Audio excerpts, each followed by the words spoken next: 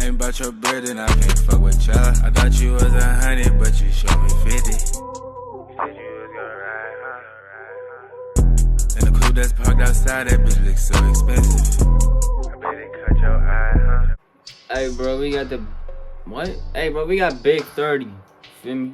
Rapper, you know what I'm saying? The Demon of Memphis. If y'all don't know, bro, Big 30 is he's a rapper, bro. Like I just said, no cap. We finna hop into this though, bro. Even though Pooh Shiesty often gets the attention for being one of the most savage rappers from Memphis, his childhood friend Big 30 is also just as crazy. Here's a closer look at the criminal history and career of Chopper Gang General Big 30, the Demon of Memphis. Memphis is a wild city that has produced some of the most legendary names in hip-hop, from veterans like 3 6 Mafia and 8 Ball and MG, to Yo Gotti and Young Dolph, to the newer generation of rappers like Key Glock, Moneybagg Yo, Pooh Shiesty, and Big 30. Memphis has produced some major talent. But part of what inspires the music is the real struggle that those growing up in low-income neighborhoods of the city have gone through. Both Pooh Shiesty and Big 30 grew up together on the south side of Memphis, and together they've taken the industry by storm with their unique flow and raw lyricism. But before breaking into the music industry, Shiesty and Big 30 were running the streets of Memphis by leading the Chopper Gang, a local crew they created. From an early age, Big 30 was a menace. He was kicked out of school for disruptive behavior several times before even making it to high school. He eventually went to an alternative school, but that didn't help much, and he would continue to get into trouble.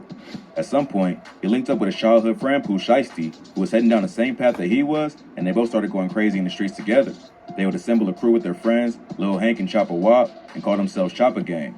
Together, they would terrorize the streets of Memphis and become one of the most respected neighborhood gangs in the area. Big 30 would rise in the ranks to become one of the most feared shooters in South Memphis, and his name is even a reference to his favorite gun.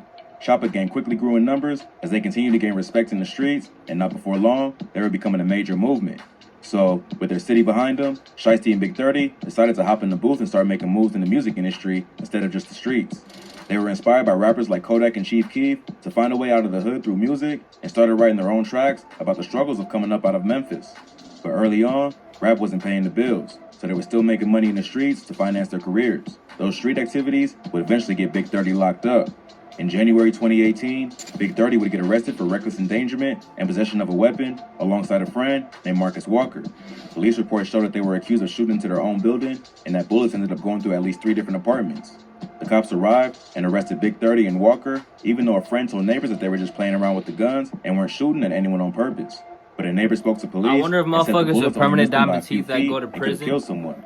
So police had to arrest Big 30 and his homie for reckless endangerment and gun charges. But he wouldn't be locked up for long and would get right back to rapping once he got out. He dropped his debut track, Breaking News, in 2018, alongside K Shiesty, Chopper T, and of course, Pooh Shiesty. Chopper Gang would then go on a spree and start dropping singles that started to build him a buzz in the city.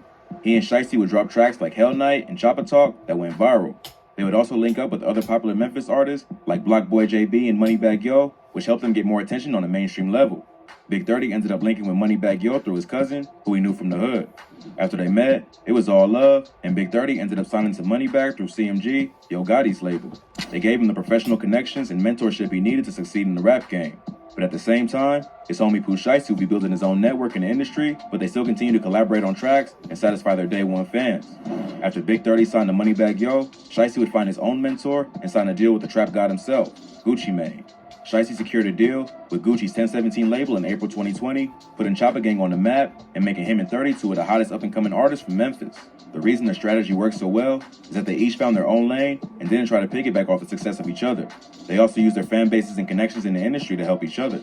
It seemed to work because the two rappers were on their way to taking over the game. But just as they were reaching the top, Big 30 would face more trouble with the law and was arrested on drug charges in Alabama in late 2020. Police said that around 4 a.m. on October 1st, police officers from the narcotics unit in Jefferson County, Alabama, pulled over a Ford Expedition rental car that was traveling west on I-22. The driver of the car was a man identified as L. Foster from Decatur, Georgia, and Big 30 was in the passenger seat. The two were driving from Atlanta to Memphis when they were pulled over. After searching the car, police found $17,000 cash, a loaded Glock 40 handgun, promethazine, codeine, and some weed bagged up for individual sale. Foster was only charged with misdemeanor possession of marijuana, but records show that Big 30 was an alleged gang member with pending charges in Tennessee. So, he was charged with felony possession of marijuana, drug paraphernalia, and unlawful possession of a firearm. He would be kept in jail for a few days, but would be back on the streets in less than a week. He dropped his first day out freestyle that quickly racked up millions of views and let the world know that Big 30 was back. But even though he'd made some friends in the industry, Big 30 was also starting to gain some enemies. Bro got locked up for a week, made a first day out video and best blew friend's up. That's mentor, crazy. Gucci Mane. In I a want to get locked now-deleted up for a Instagram week and post, post a Big 30 YouTube video posted a and photo blow of up. himself alongside Pooh Shiesty and Gucci at what appears to be a music video shoot being filmed beside a pool. The caption of the post said, 375, 1017, brr. Pooh Shiesty commented, Big 3 CEOs, on the post with a bunch of heart emojis. But Gucci didn't have the same energy and commented, Cat, stop posting me, dude. We met once. This comment must have been pretty devastating to Big 30, who probably grew up idolizing Gucci, just like most street artists of his generation. Big 30 would respond with a cryptic message on social media that showed him flexing with a huge wad of cash alongside the caption, what type of get mad because a can't sign to him? You lame as hell, boy. Although he didn't mention Gucci by name, it seems likely that's exactly who he was talking about. Big 30 was already signed to Moneybagg Yo when Pooh secured his deal with 1017. It seems like Gucci wanted to sign them both, but Big 30 wasn't trying to get out of his contract, and Gucci got upset about it. It does make sense, because it seems like Gucci and Big 30 were cool in the past. And suddenly, Gucci starts acting like Big 30 is nothing but a crazy fan. But the drama wouldn't last long, and Gucci would end up squashing the beef, posting a photo to his own Instagram of the rapper with the caption, I fucks with at Big 30 CEO, I still want to sign him. So, it seemed like for a second, the old Gucci got out and he decided that anyone who wasn't with him was against him. But then he cooled down and remembered that he's a changed man and decided to kill the drama before it became a serious beef. He and 30 would later collaborate on the track, Shit Crazy, proving that they were still cool despite all the drama.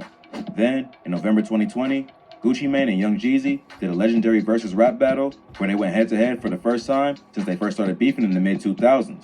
Even though they mostly kept it cool and never resorted to violence, there were some disrespectful things said. At one point, Gucci even disrespected one of Jeezy's dead homies, Pookie Loc. Pookie Loc was one of the dudes that Jeezy sent to kill Gucci back in 2005 when they first started beefing. Gucci ended up firing back, killing Pookie Loc, and burying his body behind a local middle school. Gucci was arrested for the murder, but later beat the charge in self-defense. So on the night of the versus rap battle, Gucci brought up the old beef and told Jeezy that we smoking on Pookie Loc tonight. Smoking on Pookie Loc tonight. I tell you what, this how we gonna do this. Send some more, I'ma send them the same way. In a box back to you. You going 3 kill. 3 kill. I tell you what though. Pookie Loc's son ended up responding with a video where he took shots at Gucci and Nah, bro. Nah, see, Gucci Mane tripping now, bro. Hopefully you done fought that dude right then and there, but I don't know. Love y'all, God bless y'all, and I'm finna see y'all, bro.